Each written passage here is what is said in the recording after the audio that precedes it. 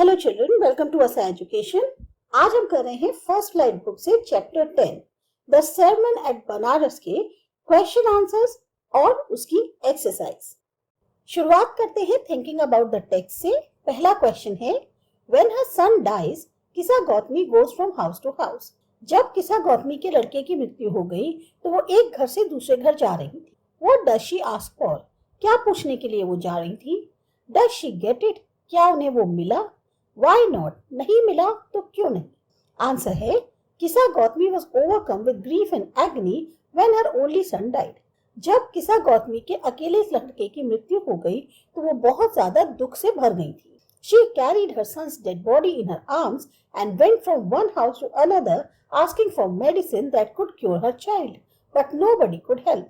वो अपने लड़के की डेड बॉडी को हाथों में उठाए एक घर से दूसरे घर जा रही थी और ऐसी मेडिसिन के बारे में पूछ रही थी जिससे उनका बच्चा ठीक हो जाए, लेकिन कहीं किसी ने भी उनकी मदद नहीं करी।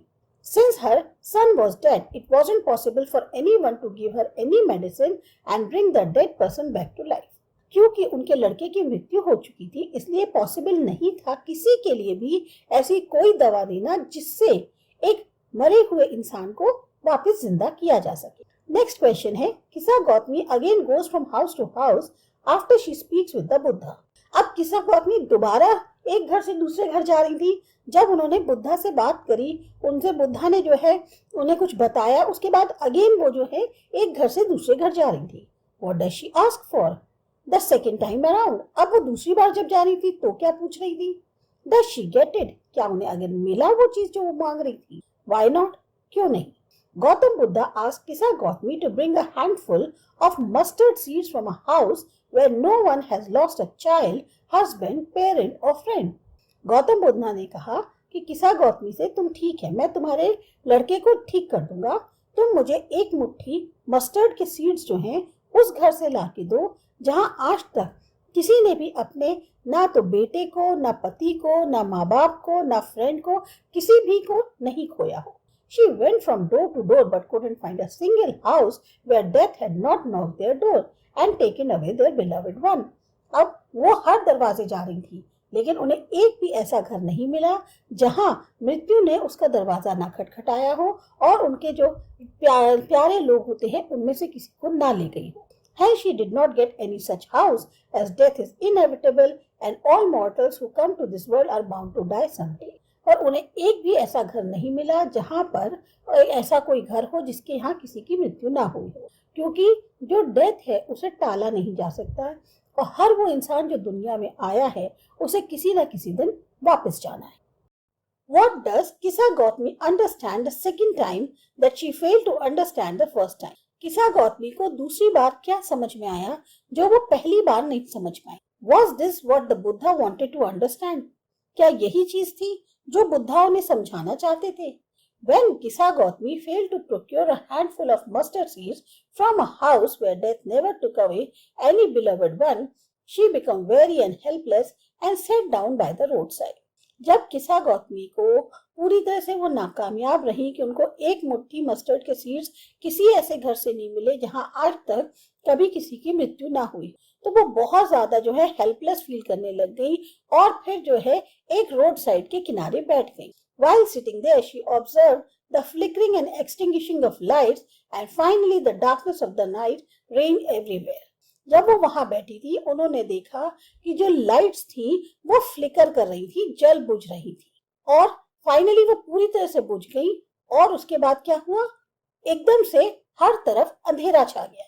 This incident made her realize that death is inevitable and she was being selfish in her grief and agony।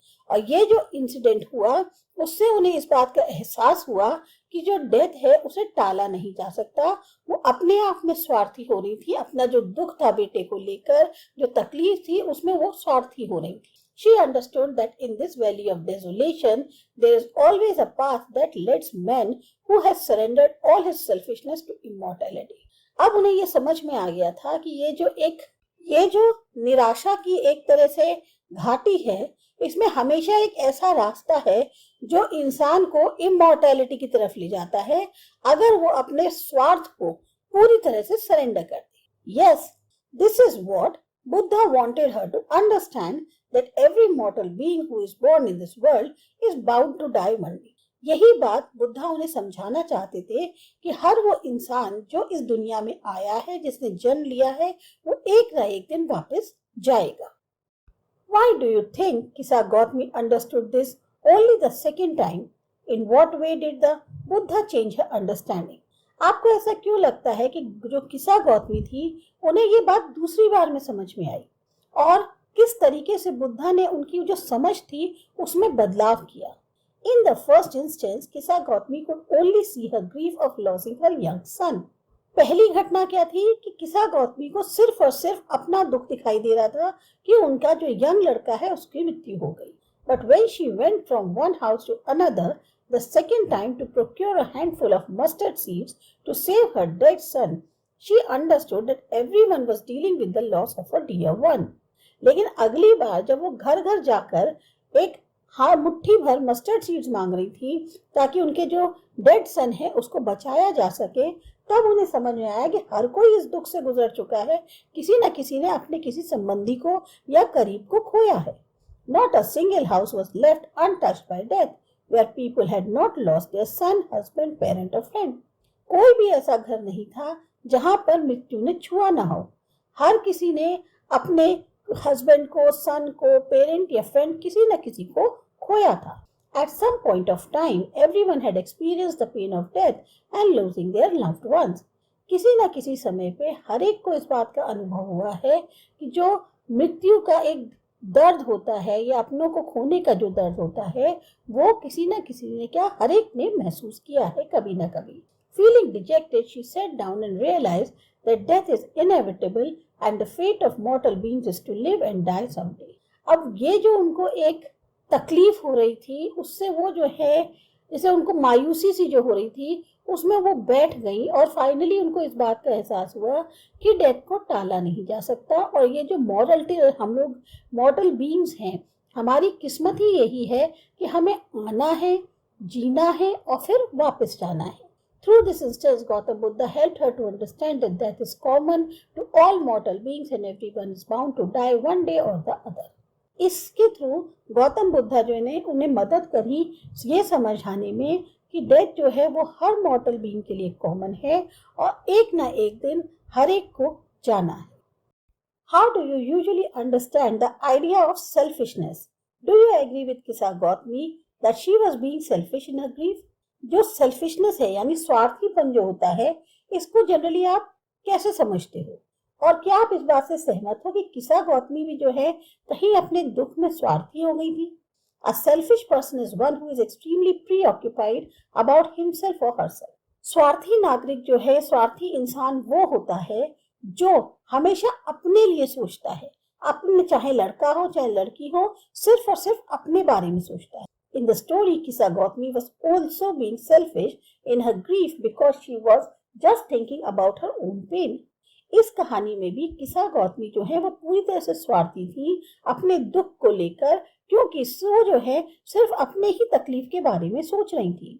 So when she lost her child, she wanted to bring him back to life by any means and finally went to Buddha to ask for help. जब उन्होंने अपने बच्चे को खोया तो वो जो है किसी भी कीमत पर उसको जिंदा करना चाहती थी और इसके लिए फिर फाइनली वो जो है मदद मांगने बुद्धा के पास गई. He gave her the ultimate lesson of life that humans are mortal beings and it is natural for everyone to die.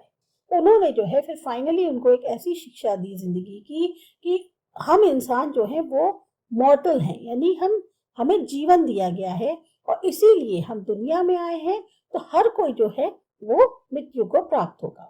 Although we may find it difficult to accept the death of our loved ones, death is inevitable and is bound to happen sooner or later. हमें इस बात को तकलीफ होती है accept करने में जब हमारा कोई हमसे प्यारा बिछड़ जाता है, लेकिन तब भी डेथ को टाला नहीं जा सकता और ये हर एक के साथ होगी, किसी के साथ जल्दी, किसी के साथ देर में. अब है thinking about the language. The text is written in an old fashion style, for it reports an incident more than 2 million old. ये जो टेक्स्ट है ये बहुत पुराने फैशन स्टाइल में लिखा हुआ है. कहने को ये जो घटना है ये 2 मिलियन साल पुरानी है. Look for the following words and phrases in the text and try to rephrase them in the more current language based on how you understand them. अब आपको ये जो वर्ड्स या फ्रेजेस दिए हुए टेक्स्ट में इनको रीफ्रेज करना है और जो आज की लैंग्वेज में हम जिस तरह से इस्तेमाल करते हैं जैसा हमें समझ में आता है उसके अकॉर्डिंग लिखना है। Give the medicine for thy child, इसका मतलब क्या है? मैं तुम्हें मेडिसिन देता हूँ तुम्हारे बच्चे के लिए। Pray tell me, please tell me. Kisa repaired to Buddha, Kisa went to Buddha. There was no house but someone had died in it. There was no single house where no one had died. Kinsman, relatives. Mark, listen. You know that we can combine sentences using words like and, or, but, yet, and then.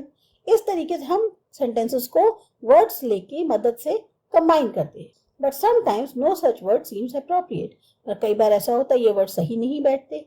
In such a case, we use a semicolon or a dash to combine two clauses. ऐसे में हम semicolon का या dash का इस्तेमाल करते हैं दो clauses को जोड़ने के लिए. She has no interest in music. I doubt she will become a singer like her mother. यहाँ पर semicolon की मदद से दो clauses को जोड़ा गया है. The second clause here gives the speaker's opinion on the first clause. Second clause जो है वो first clause की एक तो जो स्पीकर की ओपिनियन है उसको बता रहा है फर्स्ट क्लॉज में. Here is a sentence from the text that uses so many semicolons to combine clauses. अब एक टेक्स्ट जो है वो आपको आपकी बुक से दिया गया है सेंटेंस जिसमें सेमीकोलन का इस्तेमाल करके क्लॉजेस को जोड़ा गया है.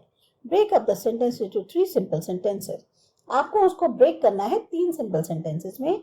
Can you say that which has the better rhythm when you read it, the single sentence using semicolons or the 3 simple sentences? अब आपको ये बताना है किसको पढ़ने में आपको ज्यादा इजी लग रहा है, वो सिंगल सेंटेंस जिसमें सेमीकोलन का इस्तेमाल हो रहा है या 3 simple sentences. For there is not any means by which those who have been born can avoid dying. After reaching old age, there is death. Of such a nature are living beings.